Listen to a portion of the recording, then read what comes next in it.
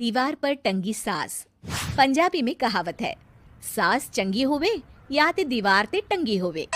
संगीता की शादी भी एक ऐसे ही घर में होती है जहां उसकी सास दीवार पर टंगी होती है। ससुर और पति शादी के पहले दिन उसे सास के फोटो के सामने ले जाते हैं, जहां ससुर जी कहते हैं, बेटा बेटा संगीता, ये तुम्हारी सास थी, बहुत नेक और भली, लेकिन थोड़ी गुस्सैल थी। गुस्सा आने पर सब तहस नहस कर देती थी, पर अब ये इस दुनिया में नहीं है। हाँ संगीता, माँ होती तो तुम इनकी कोई बात टाल नहीं सकती थी, वरना तो माँ घर में भूचाल ले आती। संगीता मन में खुश होती है कि अच्छा है कि ऐसी औरत अब इस घर में नहीं है, लेकिन दिखावे के लिए वो जैसे ही सास की फोटो के सामने हाथ जोड़कर खड़ी होती है, ये क्या? सास उसे देखकर मुस्कुराने लगी। संगीता आंखों को मलकर एक बार फिर से देखती है, लेकिन फिर सास के चेहरे का भाव, भंगिमा यानी एक्सप्रेशन बिल्कुल बदले होते हैं। वो अपने पति और ससुर को कहती है, माँ की तस्वीर तो स्माइल कर रही है। ना ना बेटी, ये कैसे संभव है? जरूर तुम्हें कोई गलती हुई होगी, ऐसा कैसे हो सकता है? लगता है तुम शादी की सारी फॉर्मेलिटी करते करते थक गई हो, तुम्हें आराम की जरूरत है संगीता। खैर, सारे संगीता की बात को इग्नोर कर कमरे में चले जाते हैं।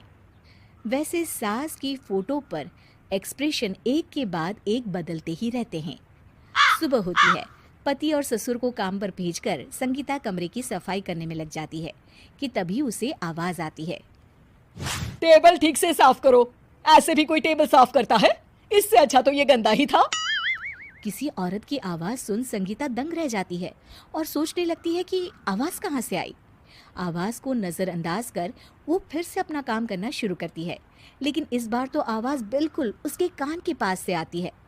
मेरा घर है ये, जब तक मैं थी चमका कर रखती थी, हर एक चीज शीशे की तरह थी।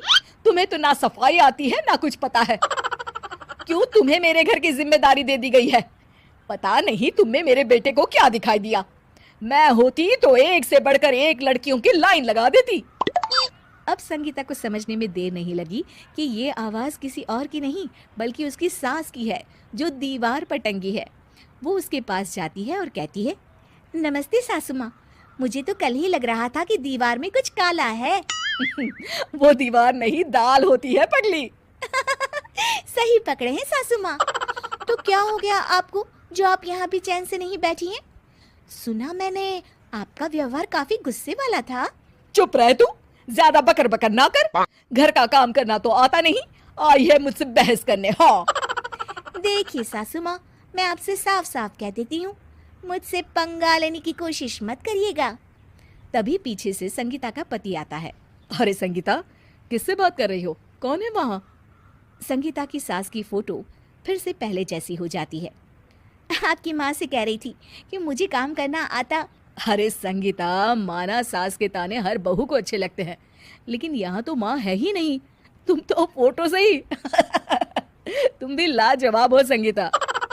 किसी को विश्वास नहीं होता कि संगीता अपनी मरी हुई सास की फोटो से बात करती है।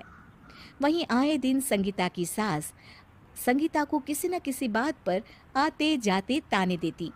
संगीता को भी अब सास के तानों और उनसे बात करने की आदत हो गई।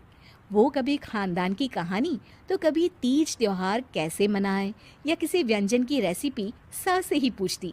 सारा दिन घर में अकेली संगीता की सास अब उसके लिए तानों के साथ पक्की साथी की तरह भी रहने लगी थी, जो किसी और को नहीं बल्कि संगीता को ही सुनाई देती। तो देखा आपने, सास बहू का रिश्ता हर रिश्ते से ऊपर होता है, फिर चाहे वो खट्टा हो या मीठा।